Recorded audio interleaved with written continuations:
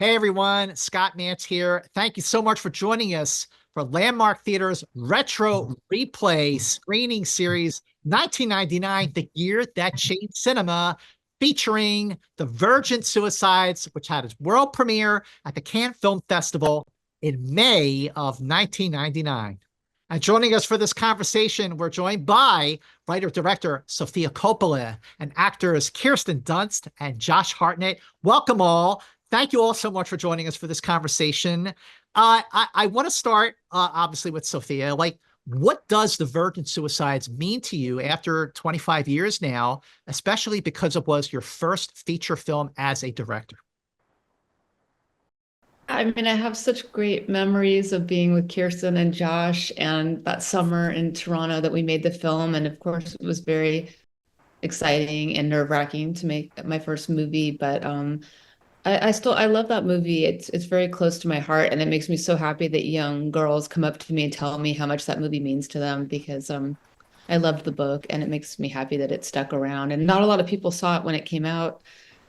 So it's really exciting to me that people are watching it now and getting something from it. So, Kirsten, I want to ask, like, when this came along for you, I mean, I feel like this was a game-changing role for you at the time, being more mature for you. Like, what was your first take on Lutz Lipson, the Lipson sisters, the story, and what do you remember about your first conversations about the film with Sofia?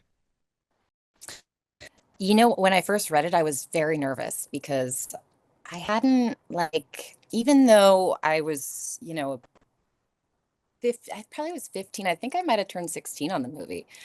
I was a very innocent 15-year-old, and I was just very nervous to flirt with boys on camera and have all these kissing scenes. And so at first I was nervous, even though that was part of me as a teenager. I hadn't done on film before. But then meeting Sofia and knowing that, it was Sofia and it was a woman in charge, and I felt very safe. And we met at the Four Seasons Toronto for the first time.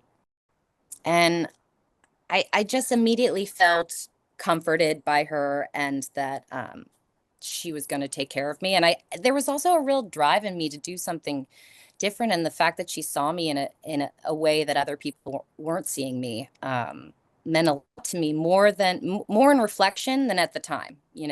Sure, sure. And, Josh, so if memory serves, this is your third big feature film. So Trip Fontaine, which by the way is a great name for a character.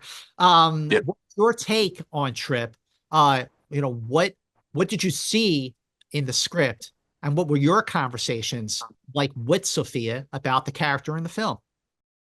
What was really nice about that experience was that it was my first purely independent project working with somebody who had, I think, pretty much total control over what the film was going to end up being, and being on set in an environment where you ask the director what she wants, and that's the law, where the other two I'd done were kind of more films by committee in a way. So it was a really exciting experience for me as just someone who was just getting started and didn't really understand film at all. It set a precedent for me that was kind of unachievable later in my life, because not many films end up this way, where you feel like, oh, you just go with a group of friends and you make something that's really interesting and outside of the box, and then it gets out into the world and then it just sticks around for 25 years. And we talk about it 25 years later. That doesn't happen very often, clearly. And, as far as Trip Fontaine goes, I think when Sofia and I had our first conversation about it, which was I think it was in Toronto, or maybe over the phone while I was in New York or something. I just mentioned that the guy reminded me a lot of a guy I went to high school with, and who is actually kind of like the sweetest drug dealer you could ever know. So I just sort of tried to play a version of him. But I was so new to acting, I didn't really know what I was doing. And Sofia gave me some really good tips throughout the production. But I remember one in particular, because I just want to be very, it's stuck in my mind so clearly. There was a moment outside of the classroom with James Woods. Yeah. Do you remember this? No, I mean, I remember that moment, but I don't know what you're gonna. So I was I would come out and I kind of did a very cool like or something like that. And you're like, you know, I think that he would be really excited. You want to show like this childish side of him that's still very Love that present. And so you made me kind of go a lot further than I anticipated going.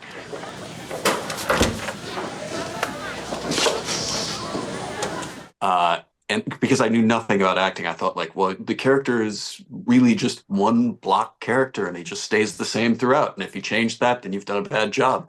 She was like, no, no, no, the variation here is going to show his innocence. And it gave me this, I think, one of the best moments in the film where he just kind of shows how sweet and boyish he is still underneath it, which sort of saves him in the end when he's awful. I love that moment, but we were always thrilled when Trip Fontaine would show up on the set, when Josh would come on, and his swagger and the hair, and it was always an epic moment. It's an epic. The hair was great. I have that wig in my storage. I was like, Oh my God. I need to get like a privacy case for it or something. Oh my God, man! I sort of want to be reunited with that wig. Wait, that I miss was it. that wasn't your real hair? What? No, no, That it was looked my like- real hair. Not look We don't like want to ruin real it for the audience. We don't want to ruin the Yeah, Yeah, yeah. Oh my gosh. So Sophia, you know, this was your first feature, and I have to say that rewatching the film, I was really amazed by how current the movie feels. Like it could have been shot today, it could have been made today, and just how, you know, Sophia, when I interviewed you for Priscilla last year, and I really said back then, you know, you're batting 1,000. I've loved all of your films, and there is such a through line from Virgin Suicides to Priscilla and so many of the films in between. But what made this film so important that this had to be your first as a director? What sold you that this is the movie, this is the one? You know, I thank you for what you said, and I really I'm thankful to that book because it made me a film director. I wasn't planning on being a director. I'd made a short film, and of course I had been around film, so that's my whole life. But when I read that book, I just loved it so much, and I heard someone was going to make a movie out of it, and I was like, I hope they do it this way. I hope they don't mess it up. And I'd heard that they were doing it in a way that I didn't think it was the way it should be done. So I started adapting it just kind of to learn how to adapt a script. And I really didn't think I just thought I'd do a few chapters, and then I just got so into it. I just loved the book and the world and the characters. And so I was thankful that the Hanleys that were the producers that had the rights, I said, "Will you consider looking at my script?" And they gave me a shot, which is pretty unusual for, I was 29 and I had only made a short film. And but I think they saw that I was so passionate about it that I did have, I really had a clear idea of how I thought it should be made. And I sort of knew what I was doing, even though I didn't, we were finding our way. But I think because I just really connected to the material, then I think you know how to articulate that in every aspect with the photography and the characters, working with the actors. So it was just because I love the book, and then it made me want to make the film. And So- I feel thankful that it helped me find my career path. Oh, absolutely. And your voice, you know, as a filmmaker is so unique in this movie, but also just, you know, the way you've stayed true to your voice while your films have evolved. I'll get to that in a second.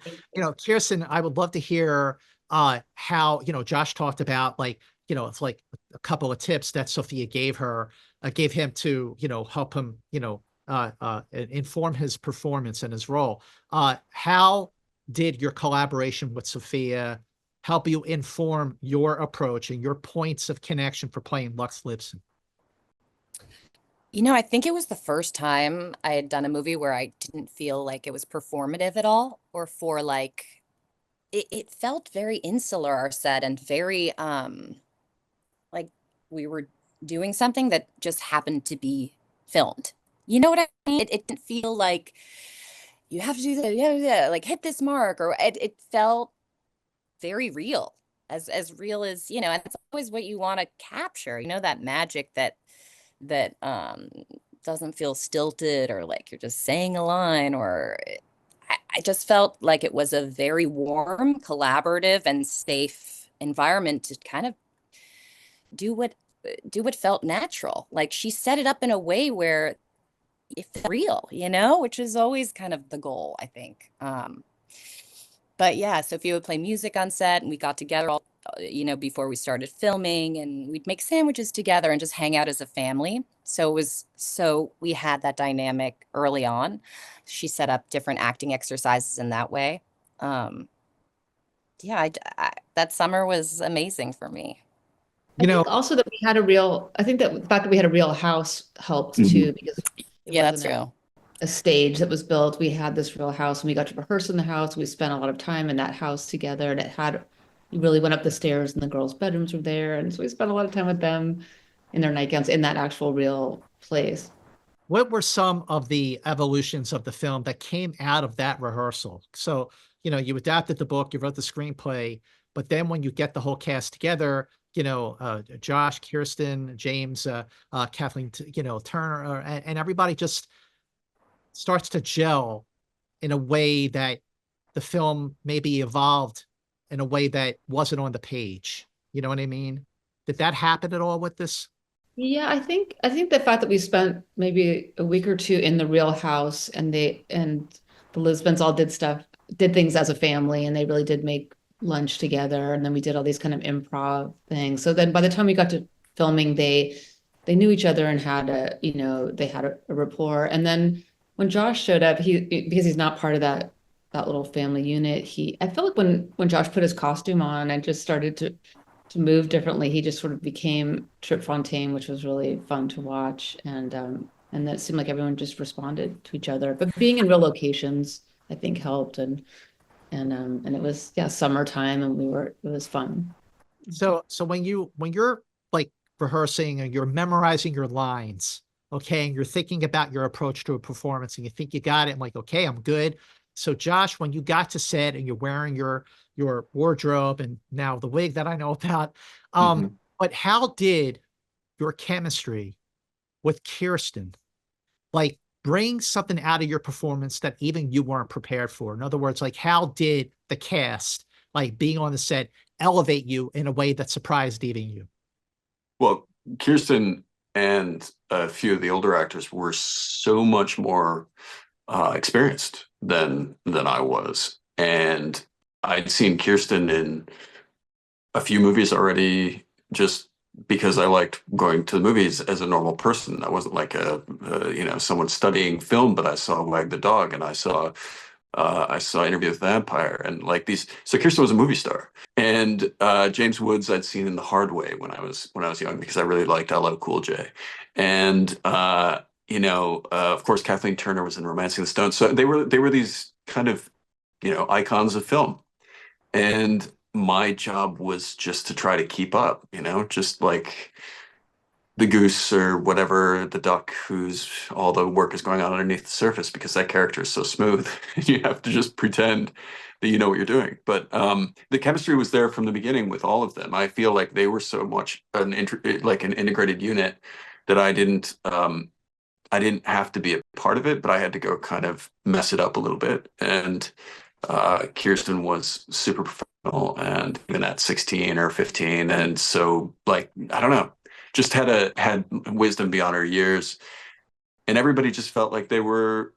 And I didn't know any better. I mean, I was 19. I turned 20 on the set, actually. You gave me a bottle of wine, Sophia. Yeah, yeah. You gave me a bottle of wine that says "Not a teen heartthrob anymore." I still have it somewhere, which I love. That's hilarious. I That's remember, amazing. Yeah, yeah. didn't realize you were And filming. but it was again, I was so new. I'd literally just shot my first two films, came directly from, and I was shooting those at the same time, came directly from the set of The Faculty up to Toronto, and basically shot within the next couple of days on Virgin Suicide. So I had really only been acting for a couple of months, so it was all just brand new to me. So just kind of figuring it out all out as we went. I couldn't compare it to anything because it was all so brand new, but it felt like they all knew what they were doing, and that made me feel much more safe. Unbelievable. What a transition to go from The Faculty to the Virgin Suicides. Kirsten, by the same token, how to be on set with all the actors who played the Lisbon sisters, James Woods, Kathleen Turner, Josh Hartnett, how did that elevate your performance and bring something out of you that even you weren't prepared for? Yeah, working with James Woods and Kathleen Turner, they were so seasoned that I think I just like they felt like my I honestly acting, I didn't even feel like I was acting. I really didn't. If I felt there and present, and I just kind of let the emotions kind of hit me, opening the door to Josh before I like shut off all the lights, which was all practical. That shot, we did shut off the lights, and I jumped in the car, and Sophia played music, and it felt like it was really happening. She really created, Sophia, an environment where people felt free. I honestly didn't feel like acting at all. It just felt like life was being captured a lot of the time. And I think that when you have such incredible actors all around you, that's what that's the goal of film, I think, is to feel like you're in someone's life, as opposed to, anything feeling forced. And I So loved that the music was all there before. Like Mhm. all the soundtrack that you hear in the movie was all Sophia had picked that a long time before, and so we had it. We could listen to Magic Man walking down the hallway, or Crazy on You when you jump into the car, and and it's like it was just kind of it created, it was as though we were already in the movie, so we knew exactly the tone that we had to hit. I'm glad you brought up the music, Josh, because Sophia, as you know, music is such an integral part of her films, whether it's the score, in this case by Air, or the soundtrack. I mean, I've always gotten the CDs, up until downloading to your movies. And like when ELO plays in the film, Strange Magic, it I forgot how transcendent that scene was, with the dance and the balloons. So what do you remember, Sophia, about the school dance and that dance and all the balloons are going on? I mean, it's such a beautiful moment.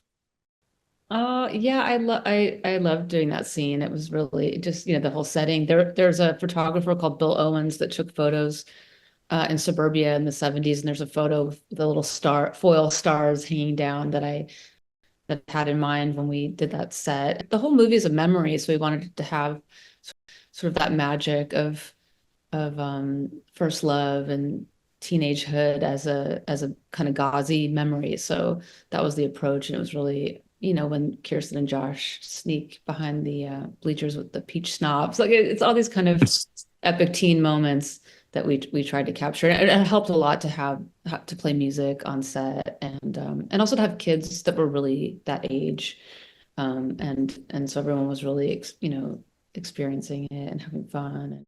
All right, Kirsten, what do you remember about filming the school dance, dancing with it's such a beautiful moment to dance with Josh or Trip. hmm I mean, to be honest, like I felt like a 15, like I felt those feelings. I did feel like kind of, the it was very romantic and nerve-wracking, all those feelings that you feel as a teen at a dance with your crush. Like I kind of felt that way. The environment just lent itself to feeling that way. It's so real. I know I keep saying that, but it felt like Sophia was capturing such a true essence of that's how I actually felt. I kind of got lost in the moment. How about you, Josh? What's your take on that scene? Well, I mean, I thought that it was like really, I felt like that's where it all came together in a sort of like hyper 1970s way. And I really loved the look of it, and loved meeting the other kind of young male actors who were kind of the Greek chorus, but I never really got to meet through most of the film. And so they were all there kind of interacting as well. Uh, and it was the only time I think we had all the cast, I mean, all the kids together. So it felt, I don't know, it felt really cool. And I think we sort of recreated it for that video too, afterward, for Oh, the that hair music video, right? Yeah, Oh, yeah. yeah. And so we got to go back to it and sort of replay that moment. And yeah, I again, like I said, I was so new to to making films, but I felt like, oh, this is the way it should be made. This is the way it should be done. And I thought this is the way that everything was going to be done from there on out. Hell And I no. realized now, 25 years later, that it just doesn't happen like that very often. No, Yeah. no. I remember driving around in the car with you guys on the way to the prom, and I learned how hard it is to drive. I mean, how hard it is to shoot in a car. Like I was like, don't ever write scenes that take place in a car, because it's so complicated to shoot in a car. But I do remember us spending hours driving around together, and Yeah. with is it Hayden Christensen was Yeah. one of the boys, and all those guys were great and sweet, and all you guys in your tuxedos. Yeah. Yeah. Curious. The velvet tux. Yeah. Sophia, I'm curious, like, with this being your first feature, like, you can prep and be ready to go, and then there are still things that come up during a shoot that you weren't really prepared for.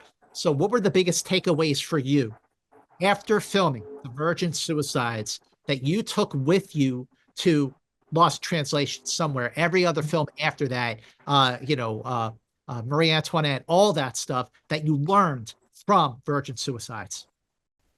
Oh, that's a good question. I feel like I'm always learning something new. It's hard to say. I had a really great cinematographer, Ed Lockman, that we worked with on that, who was so helpful. So I learned the importance of having that partnership with the DP, who really helps you find the look and the feeling of it. And I learned also that I remember the producer saying you have to storyboard the scene and getting on set and not knowing, because I hadn't seen the actors yet. And so I learned on that, not to prepare too much, not to storyboard until you have to get on set with the actors and feel out the scene, because you never know what they're going to come up with or where they're going to feel comfortable. And, that they're, just to be able to embrace that sense of kind of improvisation and to be open, and you kind of set it up like a party, and then you see what happens and respond the best you can. Okay, last question. I'm going to ask each of you, starting with you, Josh. How proud are you of this film and the way it is held up? Right. Just gained an audience. People found it and passed it on. How proud are you of Virgin Suicides?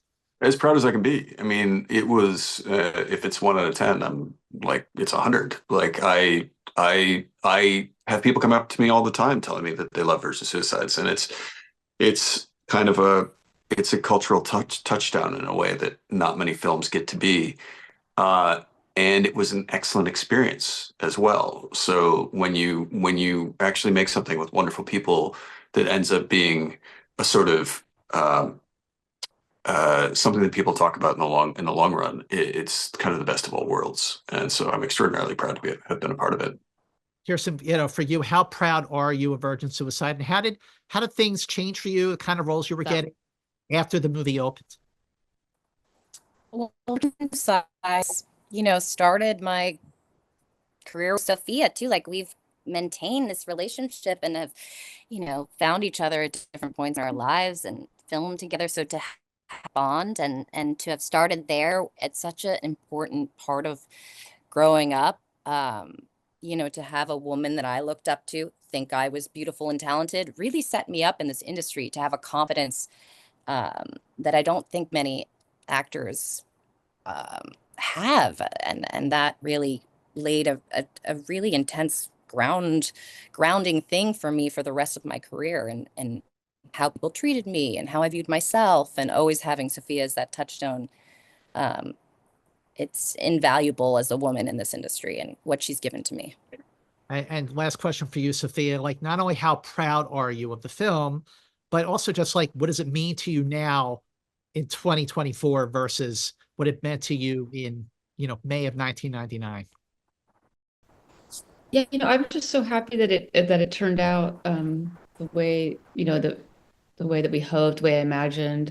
And it makes me really happy that it stuck around, because really when it came out, no one saw it. The distributor didn't know what to do with it, and it really didn't get seen. So when it started getting seen more recently, it made me really happy that it still connects with especially young people who it was made for. And I just have such, great memories. And also it was very low budget. It was shot on film, and we were constantly running out of film, and like, it's that low budget filmmaking is nerve-wracking. So it's always a real thrill when it turns out and can make some kind of sense and an audience connects with it. Well, thank you all so much for joining us for this amazing conversation, celebrating the 25th anniversary of The Virgin Suicides for Landmark Theater's screening series, Retro Replay Screening Series 1999, the year that changed cinema. Thank you all again so very much, and we will see you all at the movies. Thank you.